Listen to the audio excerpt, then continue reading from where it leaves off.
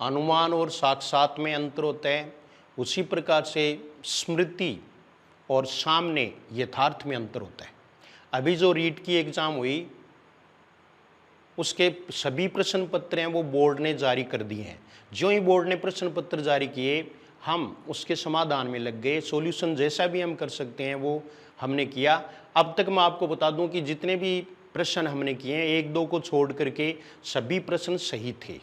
लेकिन फिर भी मैं आपके सामने उपस्थित हिंदी के चारों जो शिफ्ट है उनमें 30-30 प्रश्न यानी 120 प्रश्नों का सॉल्यूशन लेकर आपके सामने प्रस्तुत हूँ। पूरे 120 प्रश्न हैं, अंत तक आप देख सकते हैं, अपनी सीरीज मिला लें। सबसे पहले हम शिफ्ट 1 की बात करेंगे, L1 में कैंडिडेट भले ही कम हो लेकिन फिर भी L1 है वो अपने आप में इम्पोर्टेंट है। तो सबसे पहले देखिए L1 का पेपर यानी लेवल फर्स्ट का पेपर आप देखें और इसमें देखिए आप प्रश्न यहाँ आप देख रहे हैं, ये शिफ्ट ये देखिए आप 1 है और इसकी सीरीज है वो A है, सीरीज A इसकी सीरीज है वो A है, ये देखो आप। तो सभी अपने अपनी अपनी बुकलेट ओमार शीट की कॉपी आपके पास है, ओमार शीट में आप इसका मिलान कर सकते हैं और आप बोर्ड की साइट पर जाकर के ये पेपर है वो डाउनलोड कर लें और उसके बाद में अपना मिला लें, मिलान कर लें। एक आध प्रश्न का मैं कह नहीं सकता, बाकी आपको पूरा निचोड़ मिल जाएगा। मैं आपको वो बातें भी बताने वाला हूँ जहाँ बोनस की संभावना है, तो आपको निराश होने की आवश्यकता नहीं है। कुछ से 2-3 प्रश्नों का जो आपको खामियाजा भुगतना पड़ा है वो इससे बोनस के माध्यम से भी पूरा हो सकता है। तो अंत तक आप इस वीडियो को देखें।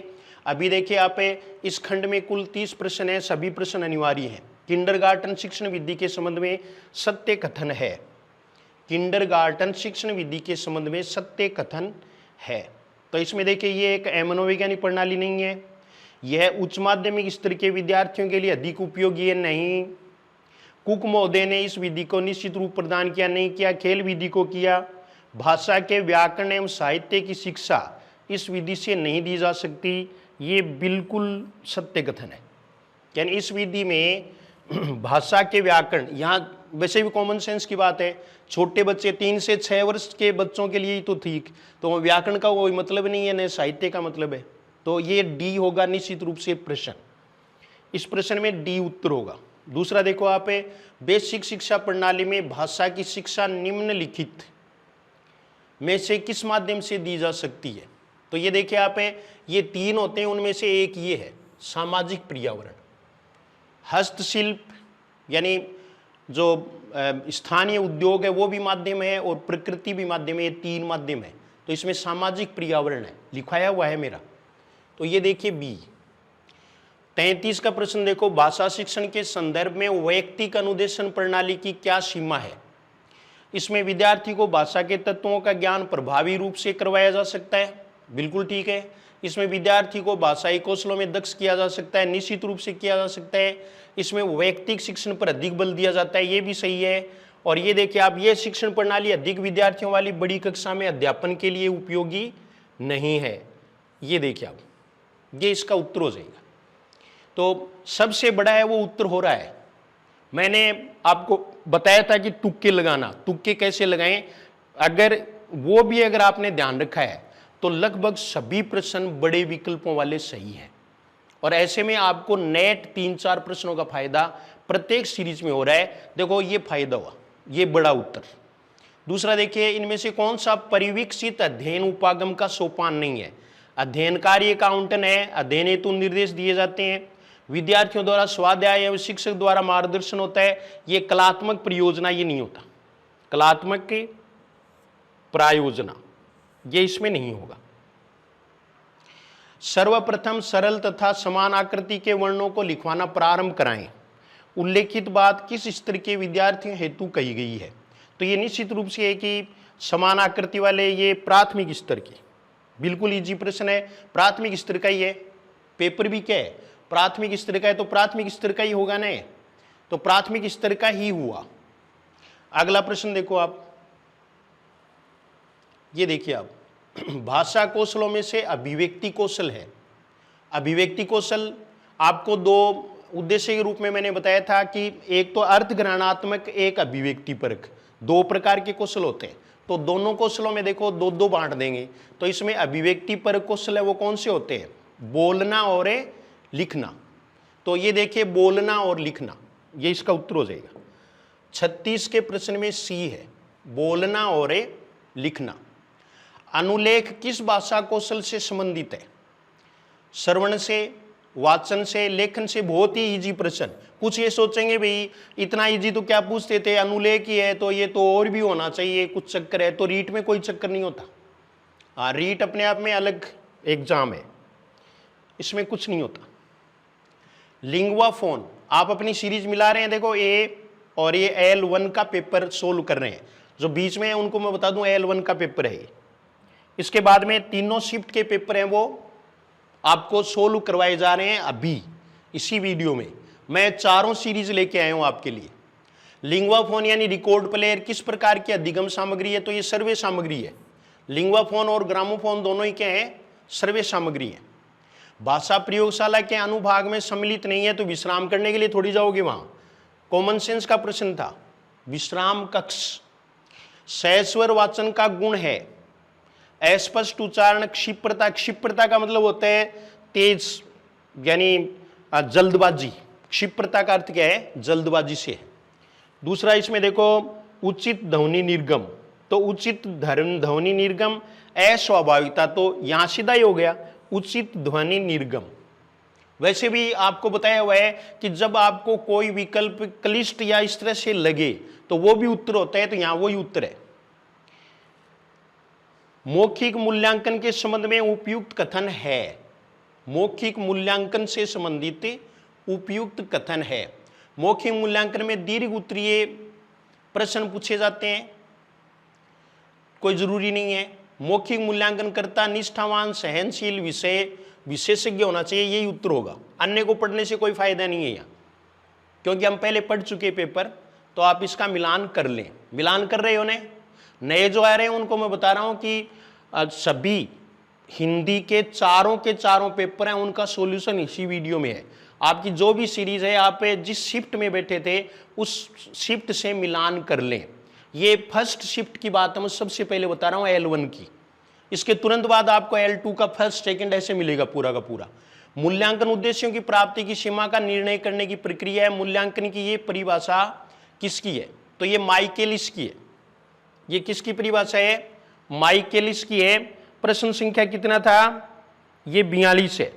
तो 42 में देखो माइकेलिस, ये माइकेलिस का कथन है। यहां भी आप कर सकते हैं। सबसे हार्ड आपको कौन सा लग रहा है? यही लग रहा है, तो ये करके आए हैं कई। विद्यार्थी की सीखने संबंधी कठिनाइयों को दूर करते हुए करवाए जाने वाला शिक्षण कहलाता है। विद्यार्थियों की सीखने संबंधी कठिनाइयों को दूर करना उपचारात्मक शिक्षण है। सतत एवं व्यापक मूल्यांकन का दोष है। इसमें विद्यार्थियों का निरंतर मूल्यांकन होता रहता है, विद्यार्थियों को अपनी कमियों का निरंतर ज्ञान होता रहता है। तो ये तो दोष थोड़ी है, ये तो गुण है। इसमें अभिभावकों को विद्यार्थी की निरंतर प्रगति की जानकारी होती रहती है, ये भी सही है। प्रगति की जानकारी साझा की जाती है। ये प्रणाली तभी लागू की जा सकती है जब विद्यार्थी शिक्षक अनुपात कम हो। अगर बहुत सारे विद्यार्थी होंगे तो ये संभव नहीं होगा। डी होगा उत्तर, 44 में डी। ये L1 की बात कर रहे हैं हम। उपलब्धि परीक्षण के निर्माण में कितने पदों का प्रयोग किया जाता है? तो 4 पदों का।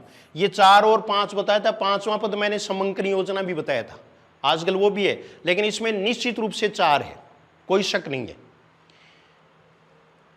नेक्स्ट प्रश्न देखें, गद्यांश से संबंधित है। गद्यांश हमें नहीं पढ़ना है, हमें प्रश्न ही पढ़ने। सदैव शब्द का सही संधि विच्छेद है सदा जोड़ एव। आज तक हमें ये तो आ रहा था एक, ये देखिए आप, लेकिन कुछ है वो ये करके आए तो ये नहीं होगा, ए के ऊपर मात्रा नहीं होगी। ये पहले भी मैंने समझा दिया था। अंत में यहाँ ये या इक प्रत्यय होता है तो ही ऊपर मात्रा होती है, अदरवाइज नहीं होती है। ये वृद्धि संधि में आपको चेताया था। निम्नलिखित में से विष शब्द का पर्यायवाची शब्द है। पर्यायवाची शब्द पूछा है और ये गरल होता है। विष का अमृत है वो विलोम शब्द होता है, और गरल क्या होगा? गरल पर्यायवाची शब्द होगा। विरोधी शब्द का विलोम होगा। तो देख कई है वो अविरोधी पढ़ लिया इसको, अविरोधी, तो वो नहीं, समर्थक। विरोधी शब्द का विलोम शब्द क्या है? समर्थक है। गद्यांश में प्रयुक्त मनोदशा शब्द से आशय है मन की दशा। मन की दशा। मनुष्य शब्द है जातिवाचक संज्ञा। ऐसे कैसे बताए हुए प्रश्न आए हैं। ये 50वां प्रश्न है जिसमें जातिवाचक संज्ञा है। हाँ, मैं थोड़ी स्पीड है स्लो कर लेता हूं। कुछ वो ये कह रहे हैं कि स्पीड स्लो करो, तो स्लो कर लेता हूं। ये देखिए आप, हमें कोई जल्दी नहीं है, परीक्षा तो हो ही गई, अब क्या जल्दी है। होना था वो तो हो गया। 51वां प्रश्न देखिए आप है दूसरे गद्यांश से। अमूल्य का अर्थ है, ये बहुत कई, जिसका मूल्य कोई मूल्य न हो, ये ले लिया कईयों ने। ये नहीं होगा उत्तर, जिसका मूल्य न आंका जा सके। जिसका कोई मूल्य ही नहीं हो वो अमूल्य थोड़ी होता है। तो ये अगर चाहें तो इसमें थोड़ा बहुत डिस्प्यूट करके ये विवादास्पद श्रेणी में गिना जा सकता है। उत्तर ये होगा ही। निधियां शब्द का एक वचन होगा निधि। नी भी छोटी और धी भी छोटी। उन्हीं के कारण पृथ्वी मातृभूमि की संज्ञा प्राप्त करती है। वाक्य में कौन सा काल है? करती है, सामान्य वर्तमान काल है। ये देखिए आप, ता है ती है बताया हुआ है, सामान्य वर्तमान काल। भाव शब्द है पुल्लिंग। अगर इसमें मान लीजिए कोई आपको उभयलिंग बताए भाव को, तो वो बिल्कुल गलत है। भाव है वो पुल्लिंग है। नेक्स्ट प्रश्न देखो, अचेतन शब्द का उपयुक्त अर्थ है, तो ये सीधा सीधा ये निर्जीव। उपयुक्त अर्थ क्या है? निर्जीव है। वाक्य के कितने अंग माने गए हैं? 2। वाक्य के अंग कितने हैं? 2 हैं, उद्देश्य और विधेय। रचना के आधार पर वाक्य का प्रकार है, तो संयुक्त वाक्य है। संयुक्त वाक्य सी है इसमें, संयुक्त वाक्य। रचना के आधार पर 3 प्रकार के वाक्य होते हैं, सरल वाक्य, मिश्र वाक्य और संयुक्त वाक्य। 2 शब्दों को जोड़ने के लिए प्रयुक्त, ये था विराम चिन्ह, जिसको स्मृति के आधार पर ठीक ढंग से लाया नहीं गया। बस इतना ही पता है कि योजक चिन्ह आया था L1 में, ये योजक चिन्ह। ढाक के 3 पात लोकोक्ति का सही अर्थ है सदा एक सी स्थिति बने रहना। सदा एक सी स्थिति बने रहना। बहुत लज्जित होना के अर्थ में उपयुक्त मुहावरा है घड़ों पानी पड़ना। घड़ों पानी पढ़ना। ये L1 का पेपर था, आपने मिला लिया होगा। 19-20 की मैं कह नहीं सकता, सभी प्रश्न है वो इसी के अनुसार माने जाएंगे। आप अपना उत्तर लगा लें और निश्चित रूप से कमेंट कर दें कि मेरे इतने सही हैं। मैं ये कमेंट चाहता हूं कि मेरे 30 में से 30 सही हैं। मैं इससे कम की उम्मीद आपसे नहीं करता, लेकिन 27 से नीचे की उम्मीद तो बिल्कुल नहीं करता। तो आप कमेंट करके बताएं कि आपके कितने सही हैं। ये L1 का पेपर था। ये शिफ्ट 2 और L2 में शिफ्ट पहली, लेकिन वैसे शिफ्ट 2 है, इसका नाम शिफ्ट 2। ये देखो 2 और L2 का पेपर है ये। यानी 23 जुलाई को जो इवनिंग में पेपर था वो पेपर है।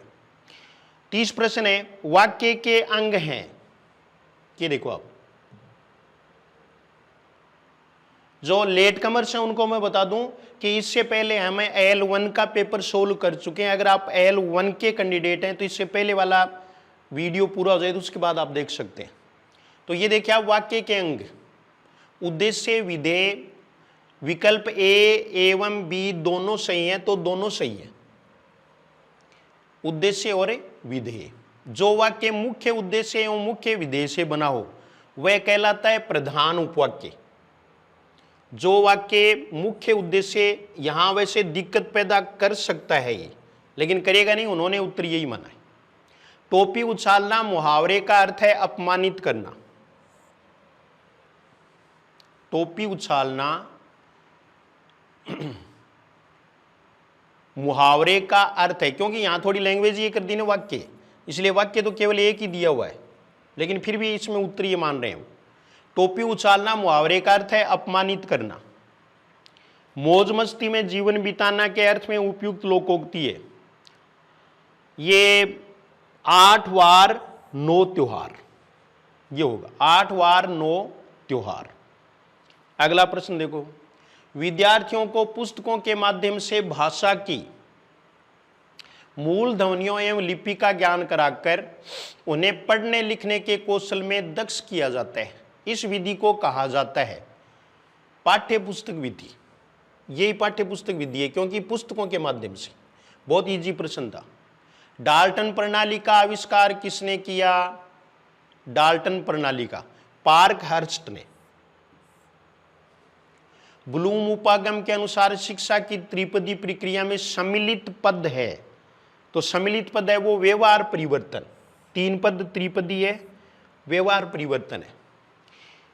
अगला देखो आप, सुंदर अनुलेख की आवश्यक शर्त क्या है? अनुलेख लिखते वक्त शिक्षक विद्यार्थी की सहायता न करें। ये अलग अलग प्रकार से लोगों ने प्रश्न बताया कि सुलेख आया था, सुलेख क्यों आवश्यक है और क्यों आवश्यक है। तो मेरा कहने का मतलब है कि अब हमारे सामने पेपर है, हकीकत सामने है, अब जो भी उत्तर आएगा वो बिल्कुल सही आएगा। सुंदर अनुलेख की आवश्यक शर्त क्या है कि अनुलेख लिखते वक्त शिक्षक विद्यार्थी की सहायता न करें, अनुलेख सस्वर बोलकर लिखवाया जाए, अनुलेख में अक्षरों की बनावट वैसी ही होनी चाहिए जैसी कि आदर्श लेख में हो, तभी तो वो सुंदर लिख पाएगा। तो सुंदर अनुलेख में आपको ये ध्यान रखना है। अगला प्रश्न देखो, भाषा शिक्षण का दृश्य सर्वे साधन है। टीचिंग एड पर प्रश्न पूछा है। दृश्य सर्वे, चित्र विस्तारक दृश्य है, ग्रामोफोन श्रव्य है, चार्ट दृश्य है, नाटकीकरण या ड्रामा, ये दृश्य सर्वे दोनों है। इनमें से पाठ्य पुस्तक के आंतरिक रूप में सम्मिलित तत्व नहीं है। तो भाषा है, विषय सामग्री है, शैली है, जिल्द नहीं है। जिल्द है वो बाहर ही कवर होता है, पहले भी मैं सॉल्यूशन में बता चुका हूं ये। अगर आपको विस्तृत सॉल्यूशन देखना हो कि प्रत्येक विकल्प का जानना हो तो इससे पहले वाले वीडियो आंसर की के नाम से हैं, वो देख लें, उनमें सब है। और आप यूं ही बैठे हो, सब्सक्राइब किया या नहीं किया? इस चैनल को सब्सक्राइब करें। मैं देखो पसीने पसीने हो रहा हूं, आपको सबसे पहले उत्तर बता रहा हूं, तो आप सब्सक्राइब करें। इस तरह के कोई भी पेपर होगा हिंदी का भविष्य में, किसी भी परीक्षा का, तो शायद सबसे पहले उत्तर बताने वालों में मेरा नाम भी होगा, मैं भी आपको सबसे पहले उत्तर बताऊंगा। इसलिए चैनल को आप सब्सक्राइब कर लें प्लीज, और शेयर कर दें तो आपकी बहुत ही, यानी जिसको जिंदा दिल नहीं है, यानी आप बहुत जिंदा दिल इंसान है। अगर आप ऐसा बहुत ही कोऑपरेटिव नेचर के माने जाएंगे, आप में कॉम्पिटिटर के सारे गुण आ जाएंगे। फिर निम्नलिखित में से भाषा पुस्तकालय का लाभ कौन सा है? कक्षा शिक्षण में पूर्ति, स्वाध्याय के लिए अवसर, स्वाध्याय के लिए अवसर होता ही है। कक्षा शिक्षण में अगर कोई चीज कम रह गई है तो वो यहाँ, ये देखिए सी, विकल्प ए एवं बी दोनों सही है, मिलान कर लीजिए। एक बार मैं फिर बता देता हूं कि हम L2 का शिफ्ट 1 का पेपर सोल्व कर रहे हैं, यानी 23 तारीख को, 23 जुलाई को शाम को होने वाला पेपर L2 का। अगला देखो, इनमें से मौखिक परीक्षाओं का गुण है। मौखिक परीक्षाओं का गुण, एक शिक्षक एक समय में एक ही छात्र की परीक्षा ले सकता है, अतः समय अधिक लगता है, तो ये तो गुण नहीं हुआ, इसको तो हम दोष कहेंगे। मौखिक परीक्षाओं को वस्तुनिष्ठ नहीं बनाया जा सकता, तो ये भी क्या है? ये भी दोष ही है। इन परीक्षाओं से विद्यार्थी के 3 भाषाई कौशलों, सुनने, पढ़ने और बोलने का एक साथ मापन किया जा सकता है, तो हिंदी में ये किया जा सकता है। देखो, इन परीक्षाओं में से विद्यार्थी के लेखन कौशल का मापन नहीं कर सकते, तो बिल्कुल नहीं कर सकते। लेकिन ऊपर प्रश्न क्या पूछा है? परीक्षाओं का गुण है, यहां उत्तर सी होगा। ये थोड़ी सी दिक्कत ये करता है, लेकिन हिंदी में मौखिक परीक्षा में पुस्तकें भी पढ़वाई जाती हैं, इसलिए तीनों कौशल हो जाएंगे। निम्नलिखित में से उपलब्धि परीक्षण के निर्माण हेतु सम्मिलित पदों में से कौन सा पद नहीं है? परीक्षण की योजना बनाना, परीक्षण के प्रारंभिक रूप की रचना करना, परीक्षण का पुनर्निरीक्षण, परीक्षण का अनुप्रयोग, ये आएगा परीक्षण का अनुप्रयोग। एक में संख्या पूछ ली कि कितनी होती है, और एक में ये पूछ लिया, बात एक ही थी, इसलिए पहले के पेपर जरूर देखने चाहिए। सतत एवं व्यापक मूल्यांकन प्रणाली का दोष है। इस प्रश्न पर शायद बोर्ड को भी फिर से विचार करना पड़ेगा। अल्प समयांतर में होने वाली परीक्षा, यानी थोड़े थोड़े अंतराल के बाद में से विद्यार्थी पूरे वर्ष अध्ययनशील रहता है, तो अच्छी बात है, दोष नहीं है। शिक्षक विद्यार्थी को आवश्यक निर्देशन एवं परामर्श निरंतर देते रहते हैं, ये भी सही बात है। विद्यार्थी को अपनी कमियों का ज्ञान निरंतर होता रहता है, ये भी सही है। विद्यार्थी पर वर्ष भर परीक्षा का भय बना रहता है, जिससे उसका स्वाभाविक विकास प्रभावित होता है। देखो, है तो नहीं, और इसमें बोनस मिल सकता है। ये प्रश्न है वो मैं प्रस्तावित करता हूं बोनस के लिए, क्योंकि CCE है वो परीक्षा का भय दूर करता है, बाकी 3 है ही नहीं। अध्ययनशील है वो कोई दोस्त थोड़ी होता है। तो ये जो है वो यहाँ उत्तर तो यही मानेंगे, लेकिन इसमें बोनस का प्रावधान किया जा सकता है। अगला प्रश्न देखिए, 44 प्रश्न हो गए हमारे। अब 45 पर देखो आप, ट्रेजेडी शब्द उत्पत्ति के आधार पर है विदेशी है, जिसकी स्पेलिंग होती है वो विदेशी होता है, ट्रेजेडी। ये देखिए आप है, पहले वाले वीडियो में भी मैंने बता दिया था, ये विदेशी शब्द है। सुधाकर का पर्यायवाची शब्द है शशांक, रसाल आम का है, प्रभा प्रकाश का है, मलय मलय मलय खंड जानते हैं आप, चंदन, मलय खंड, मलयाचल, मलय की ओर से आने वाला, मलय एक पर्वत का नाम, जिसकी संवेदना के रूप में अनुभूति हुई हो, वाक्यांश के लिए उपयुक्त शब्द है संवेदित, सी। 47 में सी होगा, 47 में सी। आवश्यक शब्द का विलोम शब्द बनाने के लिए कौन सा उपसर्ग प्रयुक्त होगा? तो अन होगा। देखो अन 2 हैं तो डी वाला है, ये अन होगा, ये अन आवश्यक। 49 का प्रश्न देखिए आप, अभी जो आए हैं उनको एक बार मैं फिर बता देता हूं कि अपन सोल्व कर रहे हैं L2 का पेपर हिंदी का, और ये शिफ्ट 2 है। 23 जुलाई को शाम को जो पेपर हुआ था वो है ये। निहितार्थ शब्द में संधि है दीर्घ, ये दीर्घ संधि है। निहित जोड़ अर्थ,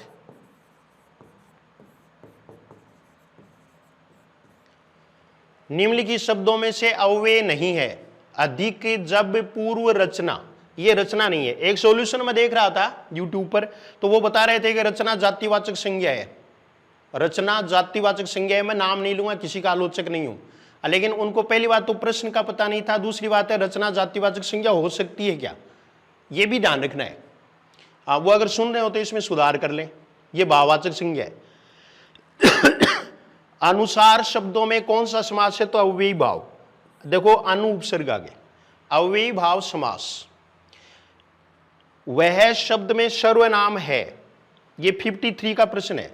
वह शब्द में सर्वनाम है, पुरुषवाचक सर्वनाम नहीं दिया इसलिए विवाद से दूर, निश्चयवाचक सर्वनाम ही होगा, उत्तर बिल्कुल सही। लोभ शब्द में कौन सी संज्ञा है? भाववाचक संज्ञा है। लोभ शब्द भाववाचक संज्ञा। लोभ है, प्रीति है, प्रेम है, उत्साह है, हर्ष है। ये देखिए प्रश्न 55 का प्रश्न हम सोल्व कर रहे हैं L2 का जो पहला पेपर हुआ 23 जुलाई को शाम को, सेकंड शिफ्ट का कर रहे हैं। जातियां शब्द का एक वचन होगा जाति। हिमायती शब्द का अर्थ होता है पक्षपाती। इनका असर भी पड़ रहा है। इस वाक्य में कौन सा काल है? देखो सब कह रहे थे पूर्ण वर्तमान काल आया था, वो आया था, तो ऐसा कुछ नहीं है। नहीं, ये पूर्ण वर्तमान है, बल्कि ये क्या है, सामान्य वर्तमान माना जाएगा। अगर किसी का गलत हो गया हो तो बोनस अंक मिल सकता है, वो ट्राई करें, वो इसमें ट्राई कर सकते हैं।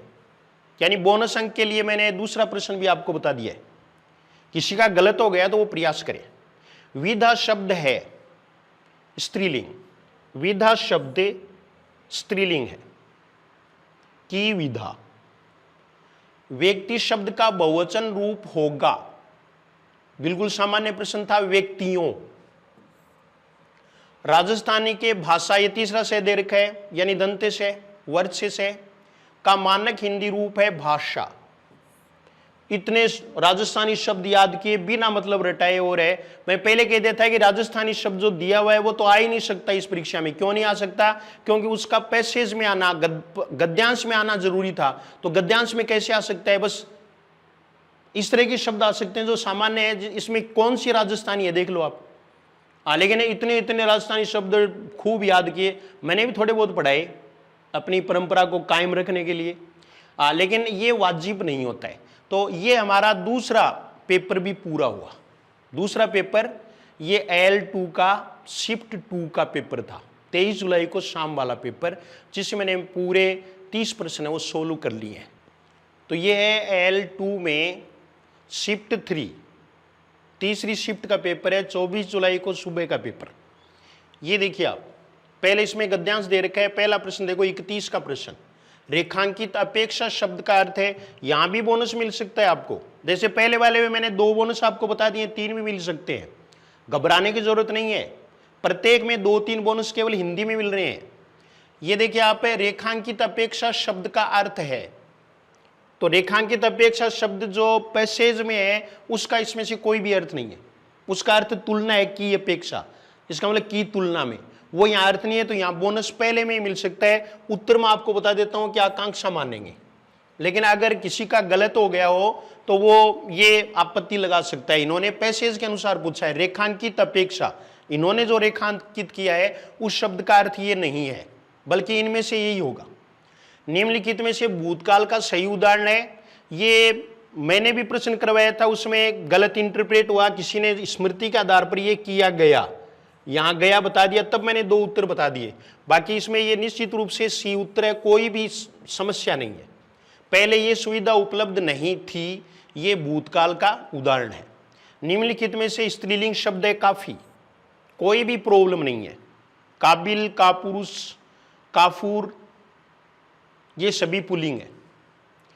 इस तकनीक का इस्तेमाल किया में रेखांकित का बहुवचन बदलने पर होगा। इसका इन हो जाएगा। पूरा समझने के लिए पहले वाला वीडियो देख लें। इन तकनीकों, ये सी उत्तर होगा। 34 में सी। निम्नलिखित में से शब्द का हिंदी मानक रूप है। हिंदी मानक रूप है वो संभव होगा।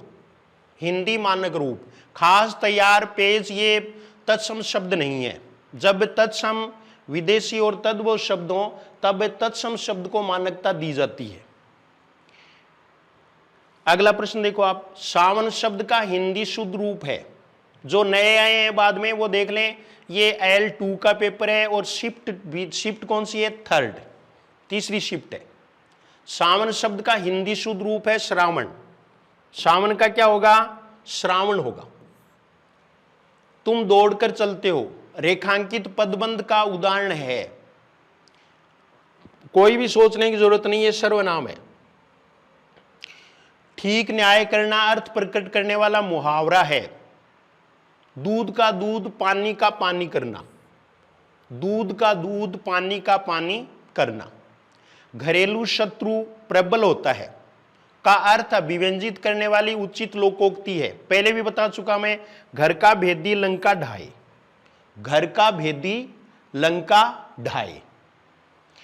कलकत्ते की राजधानी बताओ। इस वाक्य में प्रयुक्त चिन्ह को क्या कहते हैं? अब कईयों ने कहा उद्धरण चिन्ह आया था, उद्धरण चिन्ह है ही नहीं विकल्प में। तो मैंने ये बताया भी था कि पूर्ण विराम है। पूर्ण विराम। सभी प्रश्न है वो अपना, अब तक को कोई गलत नहीं है, एक आध को छोड़ करके। निम्न में से मातृभाषा, राष्ट्रीय जागरण और सांस्कृतिक पुनरुत्थान को जिस शिक्षण विधि से बल मिला है वो शिक्षण विधि कौन सी है ये बताना है। तो निश्चित रूप से बेसिक शिक्षा है। इसमें बताया हुआ आपको एक से ही प्रश्न सही हो रहा था। बेसिक शिक्षा, गांधी जी की बुनियादी शिक्षा। 42 का प्रश्न देखो, प्राथमिक स्तर के पश्चात पद्य और कविताओं का चयन करते समय ध्यान रखना चाहिए। कविता की भाषा क्लिष्ट होनी चाहिए। कविता जीवन से दूर, कृत्रिम है। कविता की भाषा कक्षा स्तर के अनुकूल हो। कविता कल्पना जगत में विचरण नहीं करती हो, तो ये होगा। कविता की भाषा कक्षा स्तर के अनुकूल हो, बहुत ही इजी प्रश्न है। विद्यार्थी सही ढंग से लिखें और उसके लेखन कौशल में निरंतर विकास हेतु आवश्यक है कि अध्यापक विद्यार्थी लिपि, शब्द और वाक्य रचना के अशुद्धियों को दूर करते रहें। अच्छा लेखन करने पर असीमित प्रशंसा की जाए। विद्यार्थी के साथ सहानुभूति व्यवहार नहीं किया जाए। कक्षा में उचित फर्नीचर व्यवस्था की उपेक्षा की जाए। सबसे बड़ा उत्तर, सबसे बड़ा उत्तर में 5 प्रश्न ले जा सकते थे आप। 5 प्रश्न है वो आप आसानी से कर सकते हैं।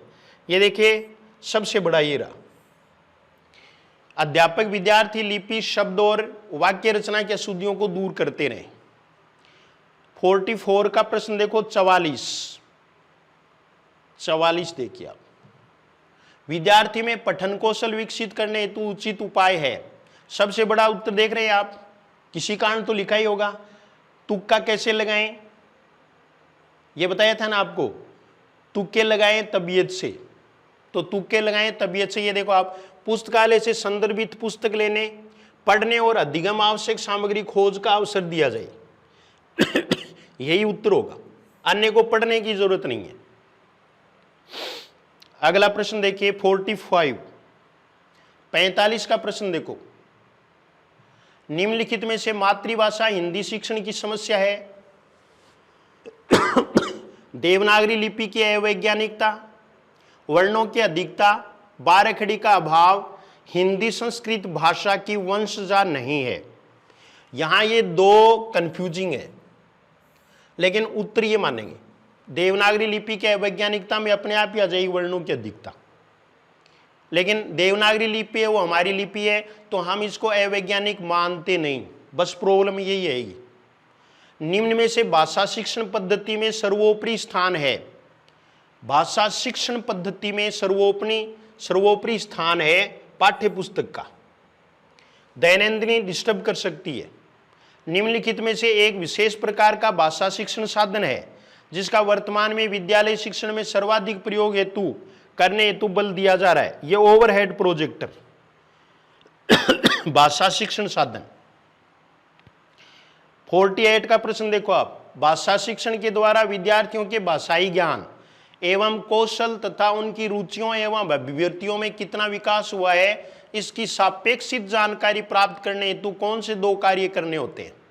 आवृत्ति पुनरावृत्ति, स्थान परिवर्तन, चिकित्सा, अस्पष्टता निवारण। सबसे बड़ा विकल्प मापन और मापन द्वारा प्राप्त मापों की व्याख्या। तो ये अपने आप ही उत्तर हो जाएगा। ये देखो ये उत्तर हो गया, मापन और मापन द्वारा प्राप्त मापों की व्याख्या। भाषा शिक्षण के क्षेत्र में मापन की सर्वाधिक प्रयोग में ली जाने वाली विधि का नाम है भाषा शिक्षण के क्षेत्र में। तो और मापन की है, इसका मतलब परीक्षा विधि है मापन की।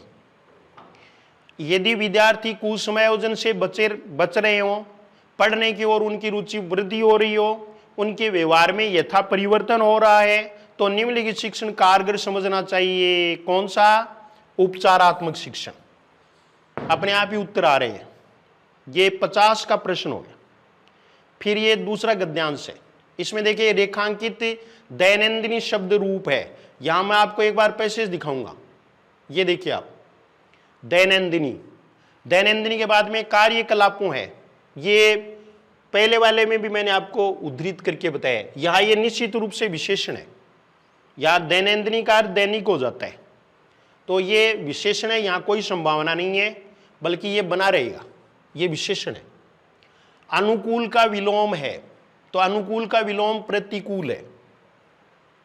चिंतन शब्द का सही संधि विच्छेद है। ये आ गया असली बोनस। ये लो,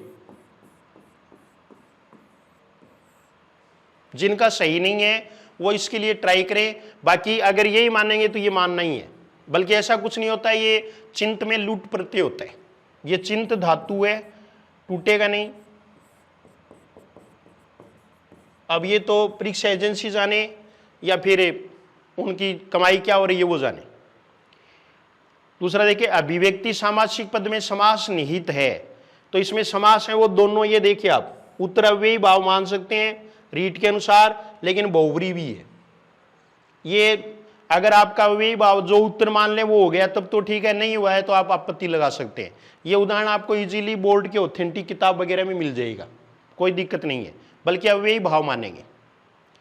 निम्नलिखित में से तत्सम शब्द है दिमाग, मगर, मुंह है अनायास, तो इसमें अनायास है। विस्तृत विश्लेषण के लिए आप पहले वाले वीडियो मेरे देख सकते हैं। अनायास, अनायास।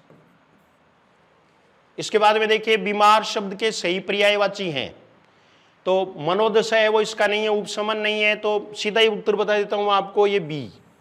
अस्वस्थ, रुग्ण और व्याधिग्रस्त। निम्न में से वर्तनी की दृष्टि से शुद्ध शब्द है। ये ठय होता है, ये भी ठय होता है, ये भी ठय होता है, ये सही है। स्पष्ट, अपने विचारों को प्रकट करने के लिए जिस माध्यम का सहारा लेते हैं उसे कहते हैं भाषा। उसे क्या कहेंगे? भाषा कहेंगे। निम्नलिखित में से एकार्थी शब्द नहीं है, तो सात नहीं है। अगर इसमें वो थोड़ा भी आपको डिस्टर्ब करें तो मेरे से आप ऑथेंटिक प्रमाण ले सकते हैं। मैं आपको बिल्कुल प्रमाण दूंगा इसका कि 7 के 2 नहीं बल्कि 5-6 अर्थ होते हैं। इसके बाद में देखो, बीमारी के समय हमारे मुंह से हे राम की ध्वनि या दुख की अवस्था में कई बार ओ मां निकल पड़ता है। रेखांकित शब्द है अव्यय। रेखांकित शब्द क्या है? अव्यय है। ये पूरे हुए आपके। तो हमने L2 में थर्ड शिफ्ट, तीसरी शिफ्ट है, उसके भी 30 के 30 प्रश्न देख लिए हैं। इससे पहले मैंने दोनों शिफ्ट के प्रश्न है वो सोल्व करवा दिए हैं। देखो L1 के, इसके बाद में L2 में फर्स्ट सेकंड शिफ्ट, फिर L2 में थर्ड शिफ्ट। तो ये पेपर है फोर्थ शिफ्ट का, जिसमें ए इसकी श्रेणी है। और देखिए L2 का ये पेपर है। सबसे पहले गद्यांश दिया हुआ है। गद्यांश में पहला प्रश्न देखिए 31 का 31। विधाता इसके हृदय में अचिंतनीय और अद्भुत आध्यात्मिक भावों की वृष्टि करता है। निम्नलिखित वाक्यों में रेखांकित पद से भिन्न अर्थ रखने वाला वाक्य है। तो ये देखिए आध्यात्मिक, आत्मा परमात्मा से संबंध, ये सारे हैं। दुखपूर्ण प्रत्यास्मरण, ये नहीं होगा। ये वैसे 30 के 30 प्रश्न है वो मेरे करवाए हुए हैं। एक बार मैं जल्दी से आपको ये बता देता हूं। अगर आपको विस्तृत रूप देखना हो तो इससे पहले वाला वीडियो है वो देख लें। निम्नलिखित शब्दों में बहुवचन शब्द है रातें। धोखा ये किसी को नहीं देता है। वाक्य किस काल का है? ये वर्तमान काल का है। निम्नलिखित शब्दों में भिन्न लिंग का उदाहरण है। साधु, चंद्रमा, जवान, ये तीनों है वो पुल्लिंग है और प्रकृति है वो स्त्रीलिंग है। फिर ये देखिए आप सायं और प्रातः, दिन और रात, विधाता इसके हृदय में अचिंतनीय और अद्भुत आध्यात्मिक भावों की वृष्टि करता है। वाक्य में रेखांकित शब्द का विपरीत लिंग होगा। तो विधाता का विपरीत क्या होगा? विधात्री। ता आने पर त्री होगा। ये 35वां प्रश्न हुआ। इसके बाद में देखो 36वां प्रश्न हम सोल्व कर रहे हैं L2 में फोर्थ शिफ्ट का पेपर। 24 जुलाई के इवनिंग का पेपर सोल्व कर रहे हैं। ये प्रकृति के जवान साधु हैं। वाक्य को पूर्ण भूतकाल में बदलने पर वाक्य होगा ये प्रकृति के जवान साधु होंगे, जवान साधु बने, जवान साधु हो गए। ये होगा जवान साधु हो गए। हैं का हो गए होगा, बनना क्रिया नहीं होनी चाहिए, इसलिए ये नहीं होगा। निम्नलिखित वाक्यों में विधानवाचक वाक्य है। शगुन मेरी सहेली है। देखो आप कहाँ जा रहे हैं, ये प्रश्नवाचक है। अनुष्का अपना कमरा साफ करो, आज्ञार्थक है। अरे ये क्या हो गया? विस्मयादिबोधक है। रचना के आधार पर वाक्यों में से भिन्न वाक्य है। तो रचना के आधार पर भिन्न वाक्य निषेधात्मक वाक्य है। बाकी 3 आएंगे, सरल वाक्य, मिश्र वाक्य और संयुक्त वाक्य। उत्तर क्या हुआ? निषेधात्मक वाक्य। भला दुख दर्द याद आना, भूला दुख दर्द याद आना। तो घाव हरा होना, ये मुहावरे का अर्थ है, घाव हरा होना। फिर देखिए 40 का प्रश्न, आंख का अंधा गांठ का पूरा लोकोक्ति का अर्थ है बुद्धिहीन किंतु संपन्न। मातृत्व भाषाओं के शिक्षण की प्राचीन विधियों से भिन्न विधियां, यहां 2 में डाउट रहा, लेकिन ये मातृत्व होने के कारण उत्तर ये होगा भाषा संसर्ग विधि। शिक्षण उपागम में कीथ एवं प्रोफेसर एलन का महत्वपूर्ण योगदान है। तो किसमें? सूक्ष्म शिक्षण में। सूक्ष्म शिक्षण में कीथ और उनके गुरु एलन का योगदान है। इस काल में मानसिक विकास तेज गति से होता है। कल्पना, चिंतन, तर्क शक्तियां बढ़ती हैं और अमूर्त चिंतन करने लगते हैं। वाक्य बालक के किस काल के लिए कहा गया है? तो किशोर काल के लिए। यह किसके लिए है? किशोर काल के लिए सी उत्तर होगा। फिर है 44 का प्रश्न, आदर्श पठन विषय सामग्री पर प्रश्न पूछना, विविध प्रतियोगिताओं का आयोजन, कहानी, नाटक, बाल कार्यक्रम सुनाना, बच्चों के बैठने का आसन ठीक करना इत्यादि गतिविधियां श्रवण कौशल विकास में किस स्तर के बालकों के लिए है? तो उच्च प्राथमिक स्तर के। शिशु शैशव स्तर नहीं आएगा इसमें। बच्चों के लिए भाषा सीखने का सर्वोत्तम समय होता है 6 से 9 वर्ष आयु वर्ग। 6 से 9 वर्ष आयु वर्ग। और हम सोल्व कर रहे हैं L2 का 4th शिफ्ट का पेपर। शिफ्ट मिला लें अपनी। हिंदी शिक्षण में मूल ध्वनियों की संख्या अधिक होना उच्चारण में किस स्तर के छात्रों के लिए सबसे बड़ी चुनौती है? मूल ध्वनियों की संख्या अधिक होना चुनौती है, तो चुनौती शिशु स्तर पर क्या चुनौती होती है? ये किस पर होगा? किशोर स्तर पर। बाकी तो अब मैं आपको बताऊं कि ये एजेंसीज जो होती हैं उनके पाले में एक गेंद जरूर होती है। जैसे बीच में मैं आपको बता दूं कि जैसे दो आदमी हैं, वो मेरे जैसे थे, तो लड़ने लग गए। एक ने कहा कि शेर है वो अंडा देता है, दूसरे ने कहा कि शेर बच्चा देता है, या शेर नहीं मान लो आप, ठीक है। वो लड़ते लड़ते किसी सयाने आदमी के पास गए, तो उसने जाते ही उनका समाधान कर दिया कि तुम दोनों ही बावले हो, तुम्हें पता नहीं है, क्योंकि वो शेर है, वो चाहे तो अंडा दे सकता है और चाहे तो बच्चा दे सकता है। तो ये एजेंसीज हैं वो आजकल शेर बनी हुई है, मन में आए वो मान सकती हैं, इसका कोई इलाज नहीं है। बाकी उत्तर जो सही है वो मैं आपको बता रहा हूं। पाठ्य पुस्तकों के आंतरिक तत्वों में से भिन्न तत्व है। भाषा शैली, विशेष सामग्री, उच्चारण शैली भिन्न है। तुलसीकृत ग्रंथों के नाम लिखिए। प्रश्न का प्रकार है तो बहुविकल्पीय तो है ही नहीं, निबंधात्मक भी नहीं है, क्योंकि केवल नाम लिखने हैं, तो ये लघुत्तर प्रश्न है। निम्नलिखित शब्दों में प्रश्न पत्र की असंगत विशेषता वाला गुण है। अति व्यापकता, अति व्यापकता है। प्रश्न संख्या 50 में देखिए आप, सतत एवं व्यापक मूल्यांकन प्रणाली उपयुक्त है, परंतु यह लाभकर तभी हो सकती है जब मूल्यांकन पक्षपात रहित तो आंतरिक मूल्यांकन व वार्षिक परीक्षा के प्राप्तांक अलग अलग दर्शाएं। बाकी देखो, चर्चाएं न हो, छात्रों को परीक्षा का तनाव बने, शिक्षक व छात्र दोनों परीक्षाओं में व्यस्त रहें, तो ऐसा कुछ नहीं है, बल्कि ये यही होगा सबसे बड़ा विकल्प। सबसे बड़ा विकल्प, उसमें प्रत्येक में आप 2 प्रश्न सही कर रहे हैं। इसका मतलब तुक्का मारना है, वो हमारा वीडियो वो लाभप्रद रहा, जिसने भी इस बात को माना। घोर शब्द का पर्याय है, इसमें कठिन होगा। ये न जाने क्यों इन्होंने दे दिया, कोई भी पर्यायवाची है वो ठीक नहीं बैठता है, तो घोर शब्द का पर्याय कठिन। इसके अलावा देखो, ये 52वां प्रश्न है, L2 का 4th शिफ्ट का पेपर है। अत्याचारी शब्द में संधि का प्रकार है। अत्याचारी शब्द में संधि का प्रकार है यण। अतिजोड़ आचारी, यण संधि। विस्तृत विश्लेषण के लिए पहले वाला वीडियो देख लें। हाँ, एक बात मैं आपको बताऊं, मैं आपको सुबह सुबह ये बता रहा हूं, सबसे पहले उत्तर बता रहा हूं, सब्सक्राइब तो करो, कम से कम सब्सक्राइब करें, शेयर करें, उठा दे लोगों को, जगाएं उनको कि पेपर आ गया है, पेपर की आंसर की आ गई है, जल्दी से मिला लें हिंदी में। तो कालाग्नि शब्द में समास है कर्मधारय समास, काल रूपी अग्नि। निम्नलिखित शब्दों में भाववाचक संज्ञा शब्द है, ये 54 का प्रश्न। उसके तेज पवित्रता, ये पवित्रता है, ये गद्यांश के अनुसार ठीक है। अगर किसी ने पवित्रता नहीं किया है तो उसको बोनस मिल सकता है। तेज शब्द भाववाचक संज्ञा भी हो सकता है, जैसे उसका तेज देखकर, उसका तेज देखकर। भाई एक तेज है वो तो क्रिया विशेषण होता है, लेकिन तेज है वो भाववाचक संज्ञा भी होता है, कि उसके चेहरे का तेज देखने लायक था। ये तेज तेजस्विता को कहते हैं। तो यहां जो भी जिनका सही नहीं हुआ है वो ये आसानी से दे सकते हैं, यानी इसका प्रूफ भी मिल जाएगा जिनका सही नहीं हुआ है। बाकी गद्यांश के अनुसार यही उत्तर सही है। गद्यांश में यही शब्द है, वो आया नहीं है। निम्नलिखित शब्दों में अव्यय शब्द है कुछ, अव्यय शब्द है वो कुछ होगा। बहुत दूर तक और बहुत काल से पीड़ा पहुंचाते, बहुत अच्छा प्रश्न, मार्जिनल क्वेश्चंस में।